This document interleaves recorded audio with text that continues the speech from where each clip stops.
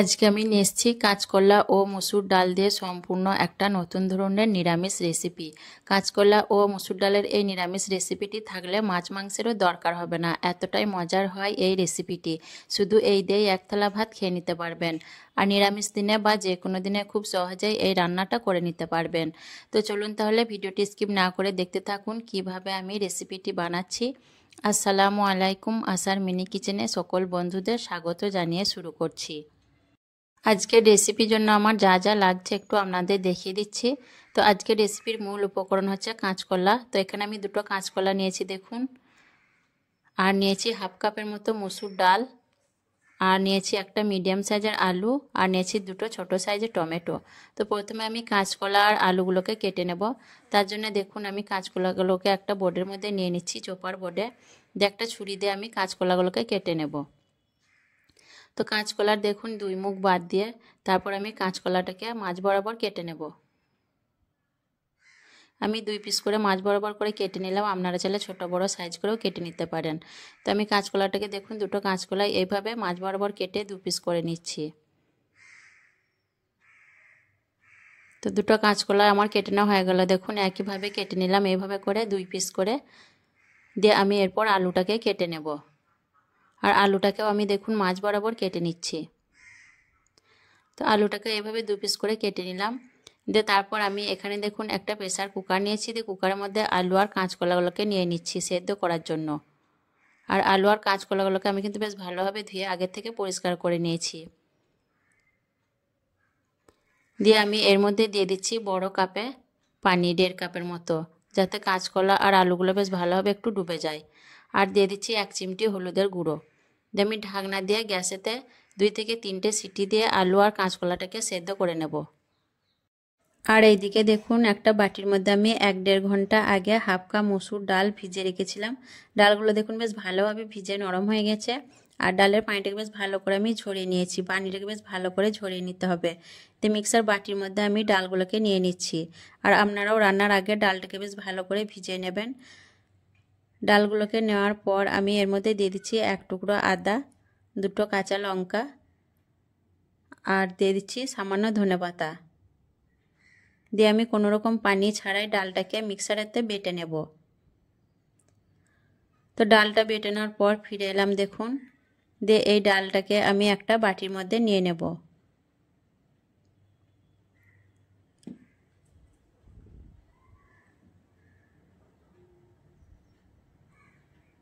আর ডালটা দেখুন খুব মিহি পেস্ট করিনি, হালকা দানা দানা ভাব আছে। এভাবে ডালটাকে বেটে নিলেই হবে, খুব মিহি পেস্ট না বানালেও হবে। তো এখন আমি এই ডালের বাটিটাকে সাইডে রেখে দিয়ে আবারও আমি একটা মশলা বানিয়ে নেব। তো এই কাপেই আমি আবারও মশলা বানিয়ে নেব, তার জন্য কাপটা নিয়ে নিলাম। দিয়ে দিচ্ছি 2টো টমেটো কুচি, দিয়ে দিচ্ছি 1 টুকরো আদা, আর দিয়ে দিচ্ছি একটা কাঁচা লঙ্কা। দিয়ে আমি মিহি পেস্ট বানিয়ে নেব। তো দেখুন মিহি পেস্ট বানিয়ে নিয়েছি টমেটো, আদা, কাঁচা লঙ্কার। দিয়ে এটাকে আমি এখন সাইডে রেখে দেব। আর এখানে আমি দেখুন কাঁচকলাগুলোকে সেদ্ধ করে নিয়ে বেশ ভালো করে একটু ঠান্ডা করে নিয়েছি। তো এখন আমি কাঁচকলার খোসাগুলোকে ভালো করে ছাড়িয়ে নেব। আর কাঁচকলাগুলো দেখুন বেশ ভালোভাবে কিন্তু সেদ্ধ হয়ে গেছে। এখন কাঁচকলার খোসাগুলোকে ছাড়িয়ে নিচ্ছি। আর কাঁচকলার মধ্যে যে এই সুতোর মতো অংশটা আছে সেটাও আমি বাদ দিয়ে দিচ্ছি দেখুন।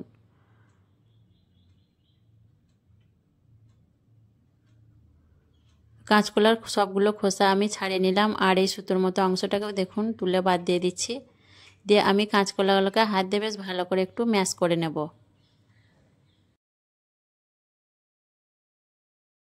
কাঁচকলাটাকে দেখুন ভালো করে ম্যাশ করে নিয়ে তারপর আমি এর মধ্যে কিছু উপকরণ মিশিয়ে নেব। তো এখন আমি এর মধ্যে দিয়ে দিচ্ছি স্বাদ মতো নুন, আর দিয়ে দিচ্ছি সামান্য হলুদের গুঁড়ো, সামান্য লঙ্কার গুঁড়ো ঝালের জন্য, ঝালটা অবশ্যই নিজেদের পছন্দ মতো দেবেন। সামান্য দিয়ে দিচ্ছি ভাজা জিরের গুঁড়ো আর ভাজা ধনে গুঁড়ো, আর দিয়ে দিচ্ছি চা চামচে 1 চামচ বেসন, আর দিয়ে দিচ্ছি আগে থেকে বেটে রাখা মসুর ডালটা। সম্পূর্ণ ডাল বাটাটা আমি এখানে দিয়ে দিচ্ছি।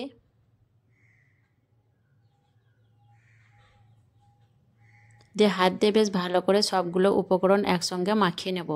আর আপনারা চাইলে এই পর্যায়ে সামান্য চিনি ব্যবহার করতে পারেন, যেহেতু কাঁচকলা একটু কষা কষা ভাব থাকে, তার জন্য এই পর্যায়ে একটু চিনি ব্যবহার করতে পারেন। আমি কিন্তু চিনিটা দিইনি, আমি চিনিটা পরে ব্যবহার করব।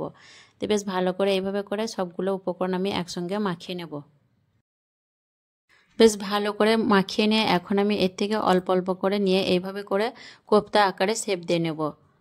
এইভাবে গোল করে কোপ্তা আকারে শেপ দিয়ে আমি একে একে করে তৈরি করে তেলের মধ্যে ভেজে নেব।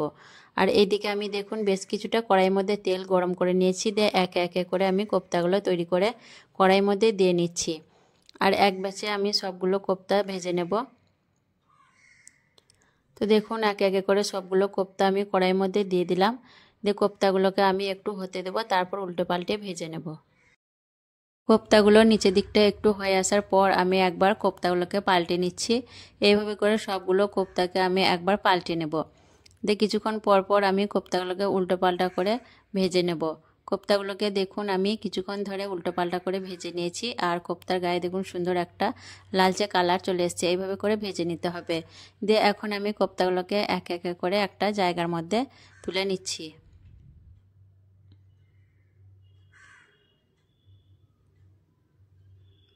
তো সবগুলো কোপ্তা আমার তুলে নেওয়া হয়ে গেছে। আর এই কোপ্তাগুলো দেখুন, এগুলো শুধুমুখও কিন্তু খেতে পারবেন, শুধুমুখও খেতে কিন্তু বেশ ভালো লাগে। তারপর আমি কড়াইয়ে আবারও বেশ কিছুটা তেল গরম করে নিয়েছি, দিয়ে সেদ্ধ করে রাখা আলুটা এখন আমি তেলের মধ্যে দিয়ে দিচ্ছি। দিয়ে সামান্য নুন দিয়ে আমি আলুটাকে উল্টোপাল্টা করে লাল লাল করে ভেজে নেব। আলুটাকেও দেখুন আমি একটু লাল লাল করে ভেজে নিয়েছি। দিয়ে এখন আলুগুলোকেও আমি দেখুন তুলে নিচ্ছি একটা বাটির মধ্যে। আলুগুলোকে তুলে নেওয়ার পর এই তেলের মধ্যেই ফোড়নের জন্য দিয়ে দিচ্ছি গোটা গরম মশলা। এখানে আমি নিয়েছি 2টো এলাচ, 1 টুকরো দারচিনি, একটা তেজপাতা আর একটা শুকনো লঙ্কা ছিঁড়ে দিয়ে দিয়েছি। একটু নাড়াচাড়া করে ফোড়নটাকে ভেজে নেব, যাতে ফোড়ন থেকে সুন্দর একটা গন্ধ বেরিয়ে আসে। তো ফোড়ন থেকে সুন্দর একটা গন্ধ বেরিয়ে আসার পর দিয়ে দিচ্ছি বেটে রাখা টমেটো, আদা আর কাঁচা লঙ্কার পেস্টটা। আর বাটিতে ধুয়ে দিয়ে দিচ্ছি সামান্য পানি। দিয়ে আমি নাড়াচাড়া করে টমেটো পেস্টটাকে 2 মিনিটের মতো কষিয়ে নেব, যাতে কাঁচা গন্ধটা না থাকে। টমেটো পেস্টটাকে আমি 2 মিনিটের মতো কষিয়ে নিলাম কাঁচা গন্ধ চলে যাওয়া অবধি। দিয়ে এর মধ্যে দিয়ে দিচ্ছি 1/2 চামচ হলুদের গুঁড়ো, 1/2 চামচের থেকে একটু কম দিয়ে দিচ্ছি লঙ্কার গুঁড়ো ঝালের জন্য, আর দিয়ে দিচ্ছি 1/2 চামচ ভাজা জিরের গুঁড়ো, 1/2 চামচ ভাজা ধনে গুঁড়ো। দিয়ে আমি নাড়াচাড়া করে মিডিয়াম ফ্লেমে মশলাটাকে বেশ ভালো করে কষিয়ে নেব। 3 থেকে 4 মিনিটের মতো বেশ ভালো করে মিডিয়াম ফ্লেমে আমি মশলাটাকে কষাতে থাকব। তো মশলা বেশ ভালো করে কষিয়ে নিয়ে দিয়ে দিচ্ছি ভেজে রাখা আলুটা। আলু দিয়ে আবারও আমি বেশ ভালো করে আলুটাকে মশলার সাথে বেশ কিছুক্ষণ কষিয়ে নেব। যত ভালোভাবে কষিয়ে নেবেন তরকারির টেস্টটা কিন্তু ততই ভালো হবে। আলুটা কষাতে কষাতে এখানে আমি দিয়ে দিচ্ছি দেখুন 1 চামচের মতো নুন। দিয়ে আবারও আমি বেশ ভালো করে আলুটাকে মশলার সাথে কষিয়ে নেব।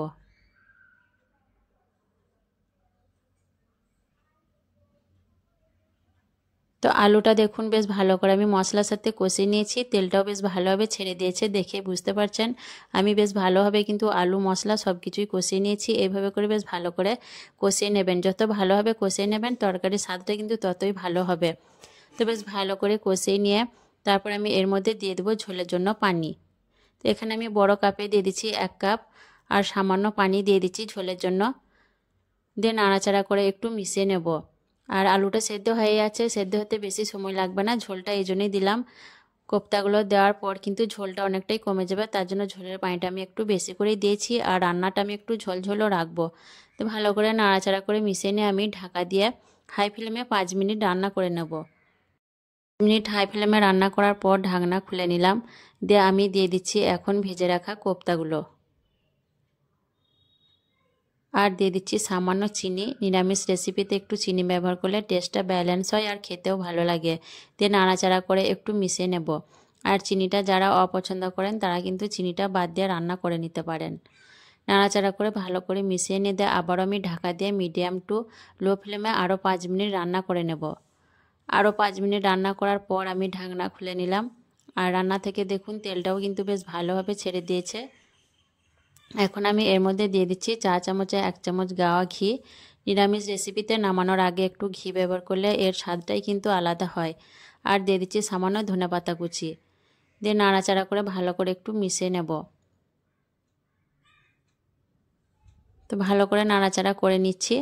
আর কোপ্তাগুলোও দেখুন কিন্তু খুব সুন্দরভাবে সেদ্ধ হয়েছে, আলুটাও কিন্তু সেদ্ধ হয়েছিল, আর কোপ্তাটাও দেখুন সুন্দরভাবে সেদ্ধ হয়েছে। ভালো করে নাড়াচাড়া করে আমি মিশিয়ে নিয়ে গ্যাসটাকে অফ করে দিয়ে আমি 2 মিনিটের মতো স্ট্যান্ডিং টাইমে রেখে আপনাদের দেখিয়ে দিচ্ছি। তো কেমন লাগলো আজকের এই কাঁচকলা ও মুসুর ডাল দিয়ে নিরামিষ রেসিপিটি অবশ্যই কমেন্টে জানাবেন। ভালো লাগলে লাইক করবেন, শেয়ার করবেন, আর আমার চ্যানেলটিকে সাবস্ক্রাইব করে আমার পাশে থাকবেন। আর এইভাবে অবশ্যই একবার নিরামিষ দিনে বা যে কোনো দিনে কাঁচকলা দিয়ে ও মুসুর ডাল দিয়ে এই রান্নাটা করে দেখবেন, খেতে কিন্তু ভীষণ মজার হয়। এরকম একটা রেসিপি থাকলে কিন্তু মাছ মাংসের দরকার হবে না, এতটাই মজার হয় এই রেসিপিটি। মাছ মাংস ফেলে শুধু এই দিয়ে এক থালা ভাত খেয়ে নিতে পারবেন। তো আসবো আবার অন্য কোনো রেসিপি নিয়ে। সকলে ভালো থাকবেন, সুস্থ থাকবেন। আল্লাহ হাফেজ।